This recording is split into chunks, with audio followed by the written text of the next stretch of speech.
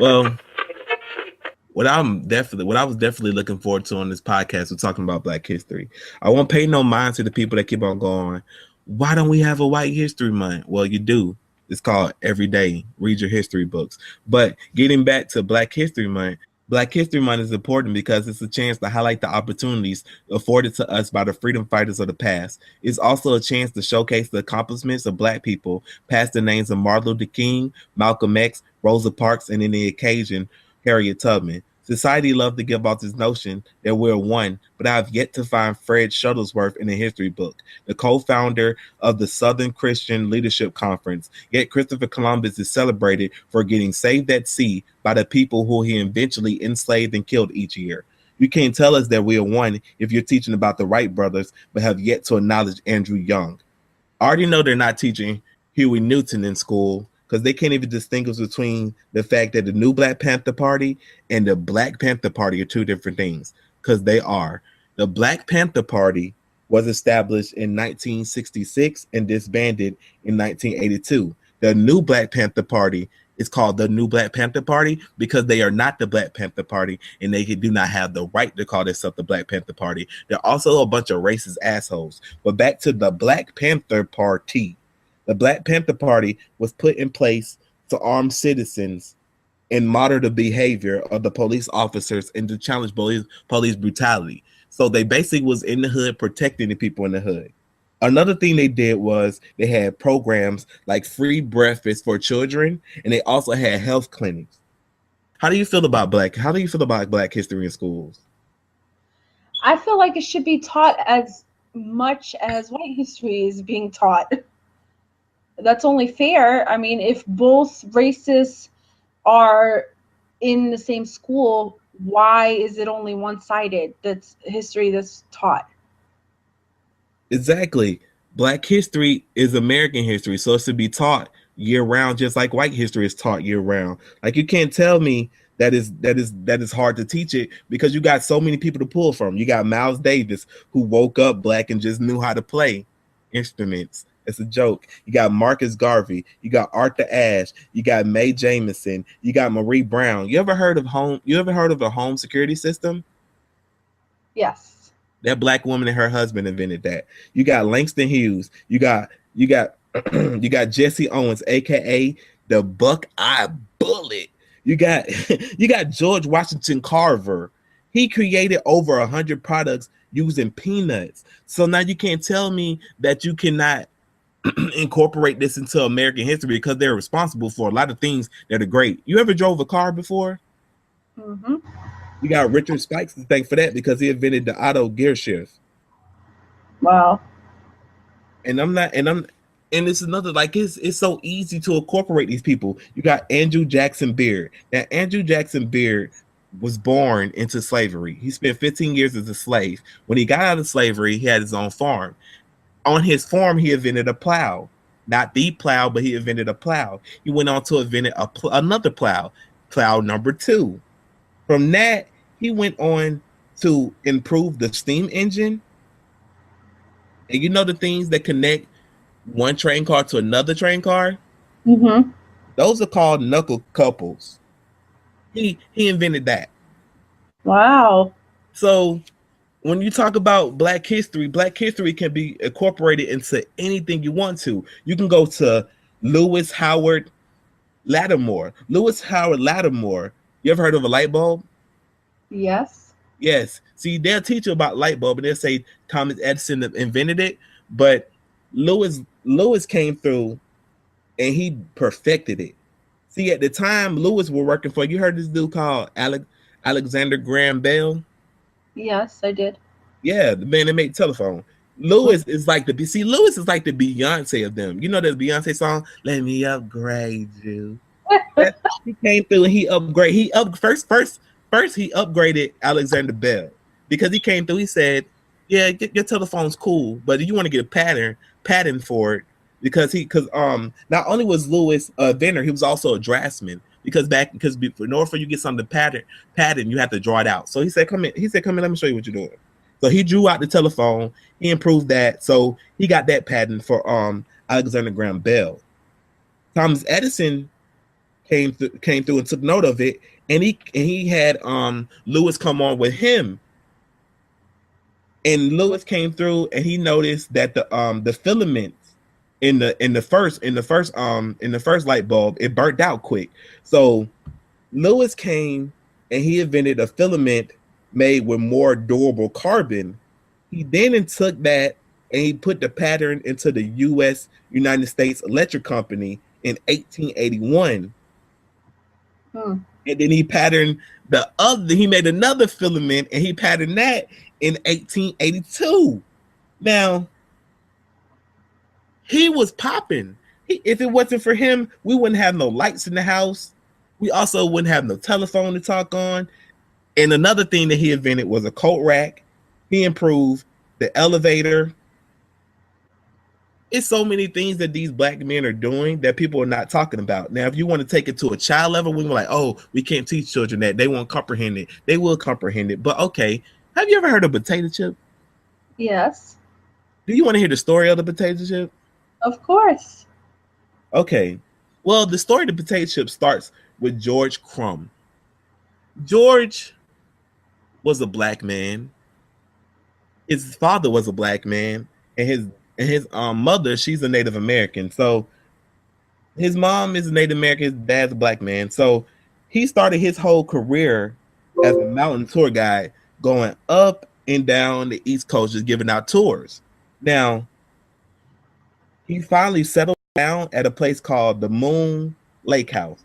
Now, the Moon Lake House, he was a tour guide and he was a chef. So he was doubling up the money. He was making the money cooking. He was also making the money being a tour guide, a mountain tour guide.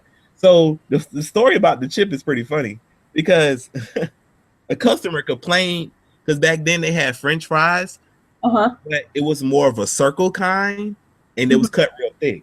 Now, a customer complained to him that it was too thick, and he even called it soggy. He called the man French fries too thick and soggy. Now, Crumbs had a sister, and she was the sous chef. She was angry. You're not gonna call our fries just soggy. You're not gonna call them too thick. Who you calling thick? You know, pissed. So George goes, and he go, I'm gonna show him. You know what I'm gonna do? I'm gonna cut him so thin that there's no way you can call them thick. And as you probably can guess by now, it backfired. He loved them, and it eventually became a house special.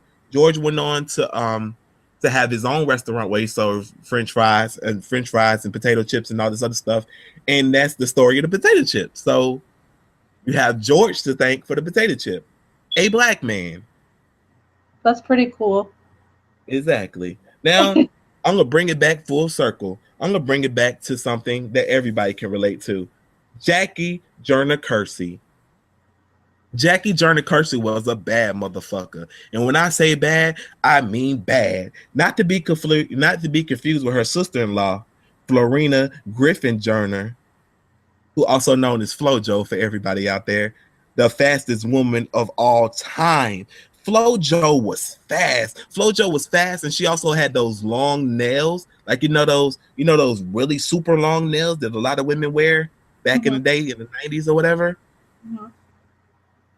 FloJo was killing them with the fashion. she set the record for the 100 and the 200 in 1988. She ran that so fast that it has yet to be challenged. She ran the 100 in 10.6 seconds. And she ran the 200 in 21.3. Now, for everybody that don't run track and not familiar with how fast that is, that's lightning fast. Like, she can run from one end of the football field and back to the other end of the football field in 20 seconds. Wow. That's how fast her 100 is. A football field is 100 yards. So if you run back and forth, she's only doing that in 20 seconds. Wow, that's amazing. She runs faster than a commercial. A commercial lasts longer than her running. That's how fast she is. Wow. Rest in peace to her. Like during her lifetime, she won 4 golds, 3 silvers. But back to Jackie Joyner Kersee. That's how great you are. when your whole family, when your sister-in-law is as great as you. I bet you those Thanksgivings was fucking hell. Like, oh, who gonna race me? You want to race me? You think you the fastest in the world? I'm the fastest in the world. I bet they had a whole bunch of legendary races that went down between those two. Their discussions probably lasted for hours. Yeah, like, oh my God, just like, oh, look at my medal, look at my gold, now look at your gold, I like your gold. We got Jackie Joyner-Kersee by Sports Illustrated for women. She was voted as the greatest female athlete of all time, not in track and field, not of this century, of all time. That is greater than the god Serena Williams. That's how great she is. Now, Jackie Joyner-Kersee competed in the heptathlon. The heptathlon combines 7 events, and the name derives from the Greek word hep, which is 7, and heptathlon, which means contest. Now, the women's heptathlon, they compete outdoors. The events consist of the 100-meter dash, the high jump, the shot put, the 200-meter hurdles, the long jump, the javelin throw, and the 800 meters. Now, for comparison, the men, they do it inside because they're wussies. And they also do 60 meters, the long jump, the shot put, the high jump, the 60-meter hurdles, the pole vault, and the 1,000 meters. Now, to me, it sounds like the women, they have to do more than the men. Yeah. Because pole vault is pole vault, but man, please, I got a high jump. Nobody wants to do high jump after you just did the 100 meters. You don't do no high jump and shot put. Man, please get out of here. Now, in her time, Jackie Joyner-Kersee, she won 3 gold, 1 silver, 2 bronze Olympic medals at 4 different Olympic games. Now, the Olympic Games are 4 years apart. So 4 different Olympic Games, and they're 4 years apart. At the World Champion Games, she won 4 golds. Now, I want to break down her greatness for y'all because I don't think y'all feeling me out there. I don't think they're feeling me. You think they feeling me? Not yet. They ain't feeling me. I'm going to explain her greatness. And we're going to start with the silver medals. She won her silver medal in 1984 in Los Angeles in the heptathlon. She was still in college. She was a baby. A baby. She was a baby. Now let's break down the bronze medals. She won the bronze medal in 1992 in Barcelona in the long jump. Now, if you remember what I said back when I was talking about the heptathlon, she had already did the high jump, the long jump in heptathlon. So she probably was like, whatever, I take third. I don't even feel like jumping because when you do long jump, you can just say, okay, that's my best. I don't want to do no more. So she said, okay, I want to do no more. And then she won another bronze in 1996 in Atlanta in the ATL. So at that point, she had to be a little older because that's a long difference. That's 4-year difference. Again, every Olympics is 4 years apart. So that's 4-year difference from the Barcelona in Atlanta. So she probably was like, okay, I'm cool. Because that one, she took third in long jump again. So she probably like, okay, cool. Now watch this. Watch these gold medals. Watch these gold medals cook. She won a gold medal in 1988 in the heptathlon. She won a gold medal in 1992 in Barcelona. And she won another gold in 1988 for the long jump. So she was, y'all need to understand, the woman is one of the great, she's the greatest female athlete of all time. The 2 bronze, she just gave the goal away. She gave the goal away because she already won it. Ask me how I know she just gave it away. How do you know? How do I know? Because as of today, February 2016, Jackie Joyner holds the world record in the heptathlon, along with the top 6 all-time best records in the long jump, with the record of 7.49 meters. Is second on the long jump all-time list. In addition to heptathlons and long jumps, she is a first-class, world-class athlete in the 100-meter hurdles and the 200-meter. Wow. She's top 60 of all time in those events, men and women. That's how you know she just gave it away. Because she holds the top 6 records in long jump. The top 6 records. She probably was like, fuck it, I can't compete with myself, so I might as well just jump. I wouldn't be surprised if she jumped one time when she was in Barcelona. She pretty much just jumped one time. Was like, okay, I'm about to chill out. In Atlanta, she probably like, I'm old. I'm getting older, and I'm gonna let these young girls have it. Let some other American jump and get this gold, baby. Get that gold, baby. She probably like, get that gold. Oh my goodness, that is so cool. I wonder if anybody asked her about like her diet and what kind of daily routine she had, because she must have had to do a lot of exercise every single day and stretch and everything to get to that point. Man, that is a discipline. Like, that is a discipline. Her and FloJo, that was a discipline. They had to be on something. They had to be on something like probably like straight chicken breast and corn and a whole bunch of vegetables. But yeah, it's like Black history is fun if you just choose to teach it. You saw how I gave 3 different examples or 3 different situations where you can teach Black history. Or if you want to break it down to a lower point, you could be like, ask everybody in the classroom to raise their hand if they ever seen a traffic light. Raise your hand if you ever seen a refrigerated truck. Raise your hand if you ever heard of the open heart surgery. Now, Daniel H. Williams didn't invent the procedure, but he was the first person to successfully do it.